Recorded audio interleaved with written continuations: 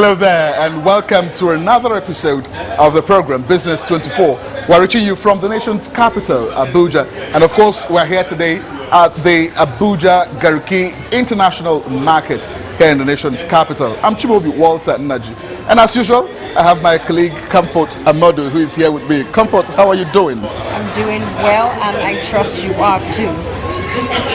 Anyway, it's been pretty cool here in the FCT for the past few days, and this has no doubt affected economic activities, especially for petty business traders around the FCT. Indeed, Comfort.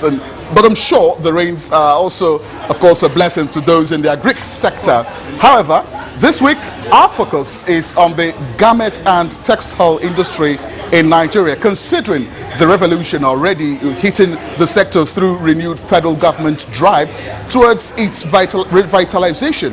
Now, how do Nigeria's fashion industry practitioners harness the potentials in this very sector? Now, this package will x-ray that, and we will also be showcasing our regular segments like the entrepreneur segment, export tips, and of course the capital market review, and all will be served just after the break. Do stay with us.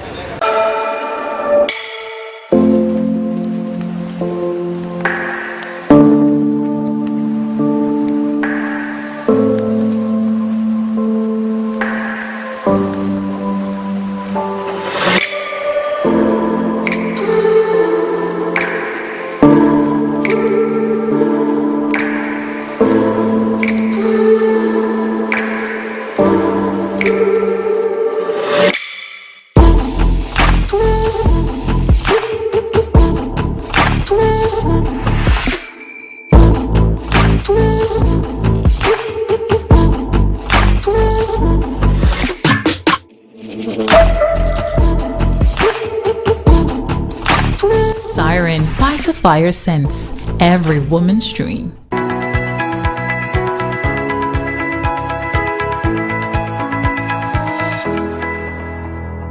Thanks for staying with us. Now, in the past decade, one sector of the economy that has attracted unprecedented attention within and outside the country is the fashion industry, which also includes the textile industry as well. Chimobi Walter Naji walked into a garment making hub for an on-the-spot assessment. Chimobi, how was the atmosphere at the arena?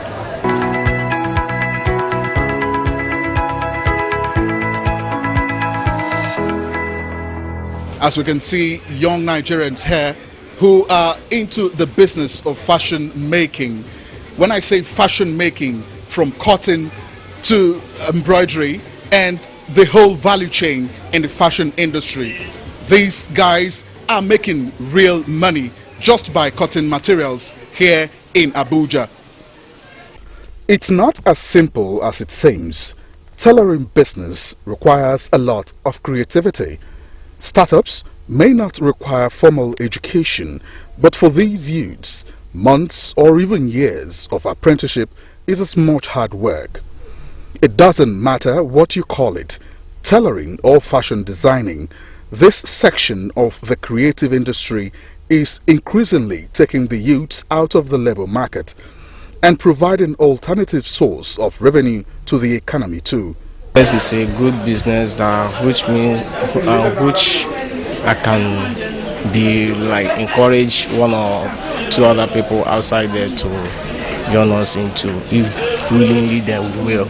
But I know that with work in our hands, I know that fashion can go ahead and help our Nigerian economy. So in Nigeria, we have fashion, our own stylist that we made, and we are proud of it. If you look at the one I wear, you know that we are proud of our product, and that is why most of youth we are into fashion designer in Nigeria, and we use it to make a little money from it. On a global scale, the apparel market is booming with a market value estimate of $3 trillion. Available data puts the value at 31 billion US dollars in sub-Saharan countries. In Nigeria, for instance, the textile industry is only beginning to catch up after post-independence slumber. The changing story is driven by several variables: fast-growing population, huge demand for clothing, fed by access to domestic cotton. This sector now accounts for employment for both Nigerians and expatriates. To accelerate growth, textile and other garments top CBN's list of banned items for forex. What value will these confer on fabric business in Nigeria? Biola Aragbaye abandoned 10 years banking experience for the textile business. What's the lure? I asked her. Actually, is a good business, because I wish government would be able to help us more, in the sense that there are some things that could be produced here in the country that we don't have to go outside to get. Unfortunately, in the position that we are right now, we have to get the things from outside, and because of the exchange rates, it affects anything that we're going to buy. But there are some things that, like now, Ankara now is everywhere. It's easier to get. But now, if a person wants to sew Ankara, the things that they use to sew them, to beautify the Ankara itself, you have to import them. And that is not too good for the country. Just like Emeka, who is here by my side and has been into this business in the last 6 years, they believe that with a little push, the business of fashion making in Nigeria will be taken to the highest limits.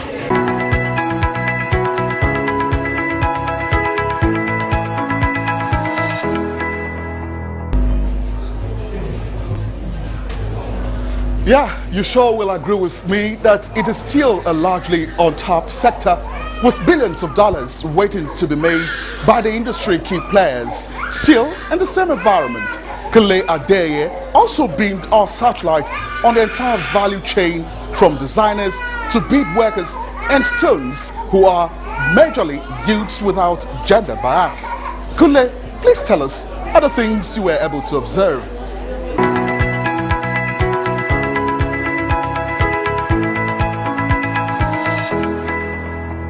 When one talks about putting textile materials to good use, Nigeria is undoubtedly a place where that is fully maximized. Despite Nigerians' crave for imported materials, the garment making industry, from every indication, is not daunted. Maybe the country's population of about 200 million people is a factor that has strengthened the competition between locally made wares and those imported. Within the past 1 or 2 decades, it has been an evolution in Nigeria's garment making industry, from improved working equipment and creativity to apprenticeship, and it has been a wide value chain in the industry. Capitalizing on these open opportunities in apparel making, Nigerians without gender bias have seen this particular business as a safe haven that can gainfully engage Nigerians. This money-spinning venture that has been underrated for decades is now experiencing a boom. Kabiru Bello, just 35, is more than 20 years in the garment-making industry. He described the industry as extremely wide to accommodate many interested players owing to its value chain. In his own case, he is into designing, stoning, and bead design. When you choose to be something, you be something in your life. So, like this fashion designer, I will not take it as my profession, but when I go into it, I know that I have got a world thing that I need in my life to survive. I was in SS1 when I choose to be practicing of this fashion designer. I learned this. I started this fashion design. I have I do my wedding. I have a lot of things in what human being needs in life. I have my house. In challenges of life, I don't see that there's something bothering me that I cannot feel. I cannot stand on it. The tale of Bola Kalewasiu Lawal is not in contrast to that of Kabiru. There are a lot of things that involve in it, such as sewing,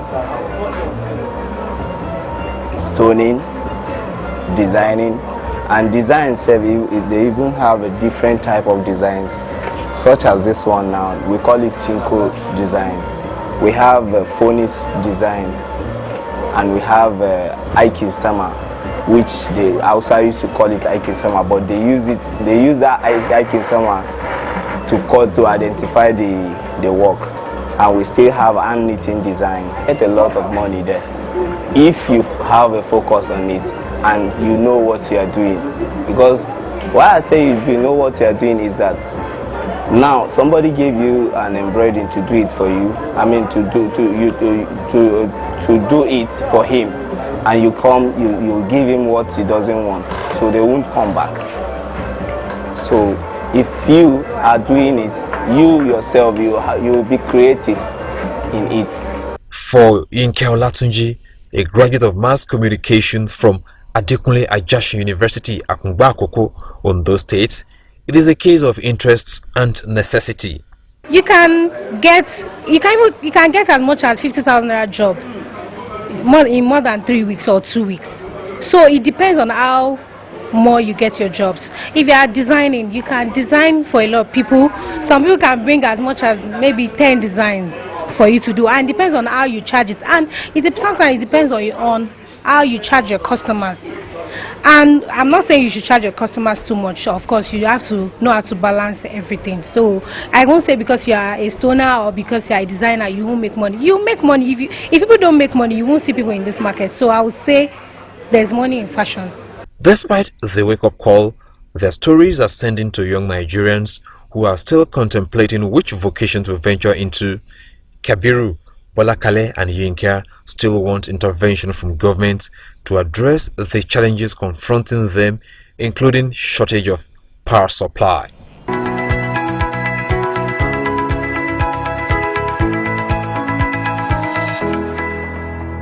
Well, we're still staying with creativity as we bring you our entrepreneur for the week.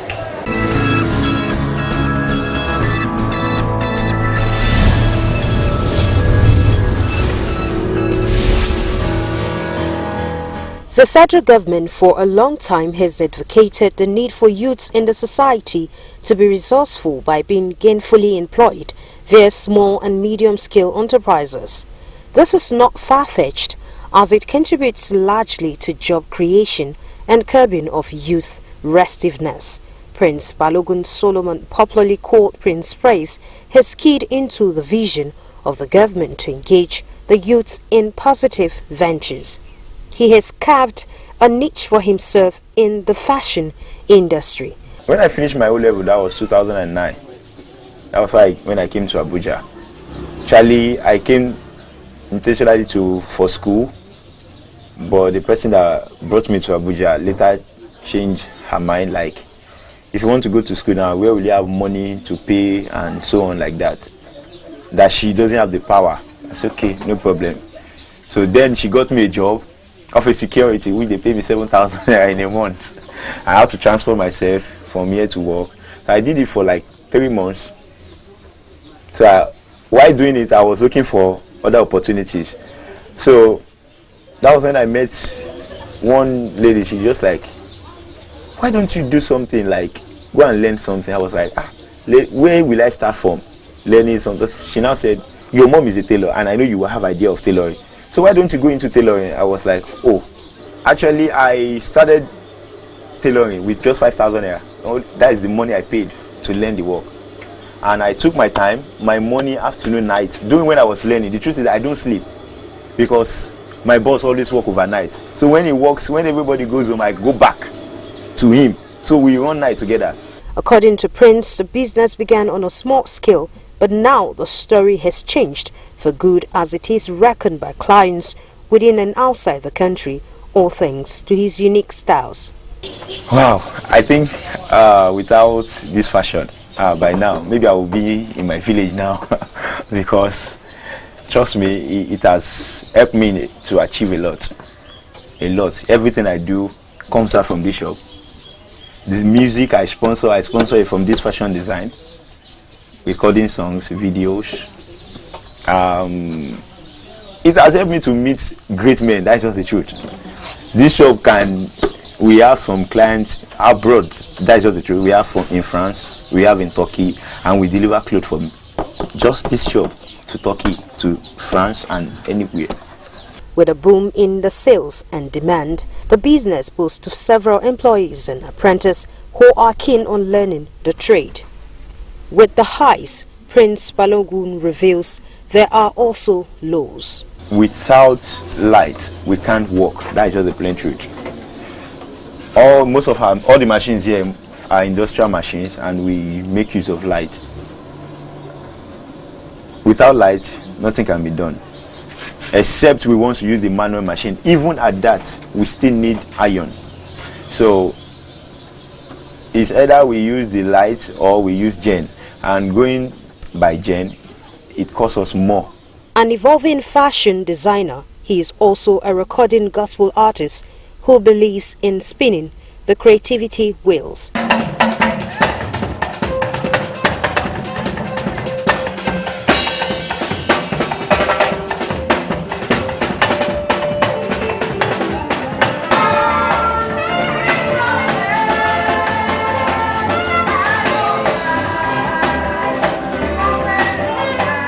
Like every other thriving business, Prince Balogun looks forward to expanding his business globally.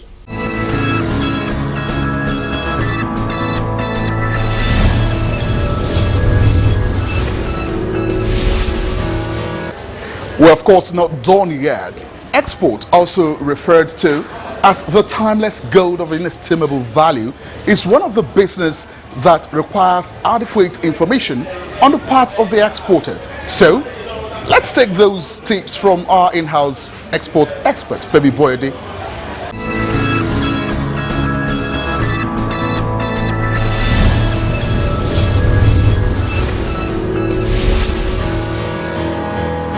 People in north central Nigeria, especially Kafanchan and Kachia and what have you, I'm very sure they are now familiar, they are now very, very used to seeing the Asians, Indians around their environments looking for ginger.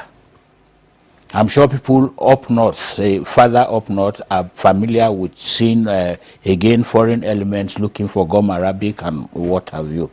In southwest Nigeria, you talk about cocoa, which has been for a long, long time one of the leading cash crops that generate foreign exchange for Nigeria.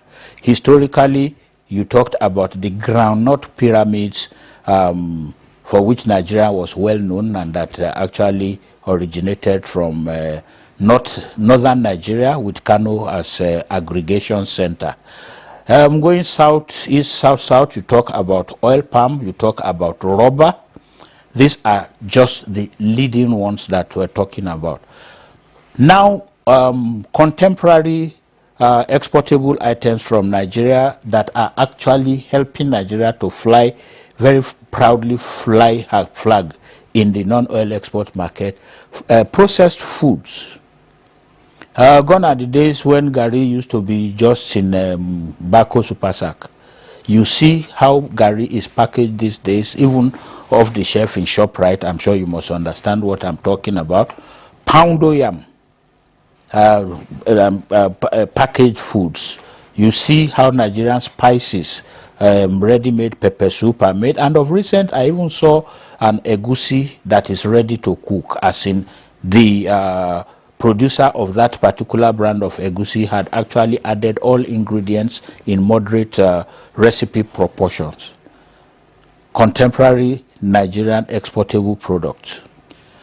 Certainly, every Nigerian exportable product will earn a higher price if there is attention paid to it. That's what we call value added when we're talking about export.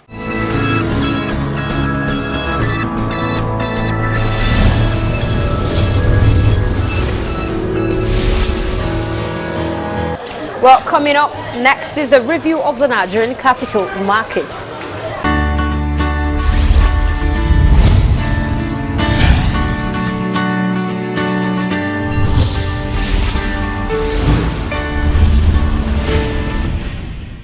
The equity capital this week ended 26 July 2019. There was no movement at all. Although the market would have closed negative, but because, maybe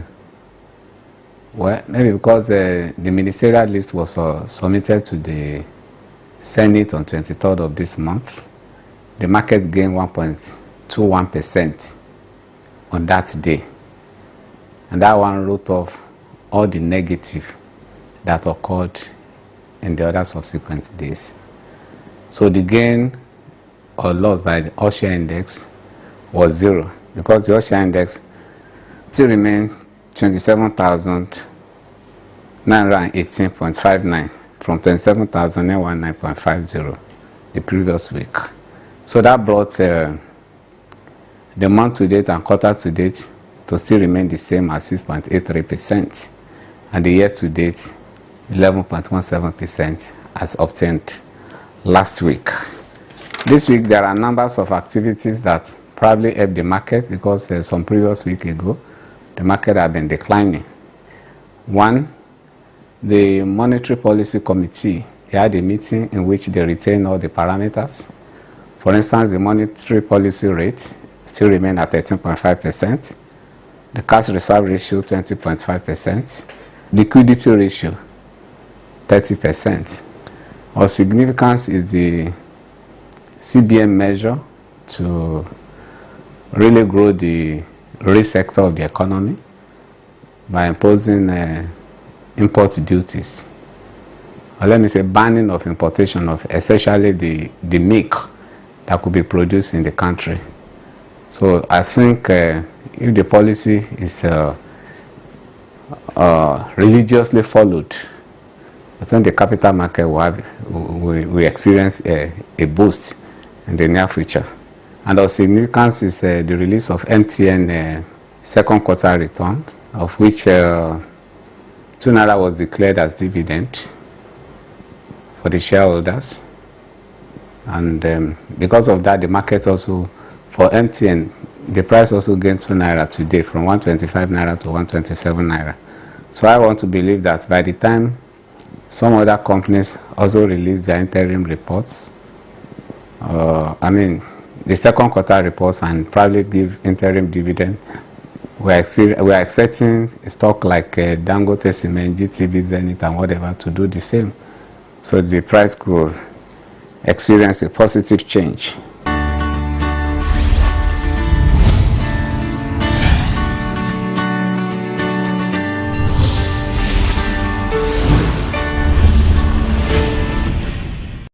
And the Capital Market Review segment concludes this edition of Business 24. Thank you for tuning in, and I hope you had a profitable time. Till we come again next week, I'm Chimobi Walter Naji. Well, Chimobi, I must say I've learned a whole lot within the 5 minutes that I've stayed here. I can see that I'm already stoning the dress. I hope to make my own dress. Time will tell. Very soon. Time will tell. I trust it to be beautiful. Of course. Well, it was good spending the time with the traders and the garment industry in the market as well. We'll come your way next week again with an exciting episode. I'm comfortable. Bye for now. Well, I have to get back to stoning my dress.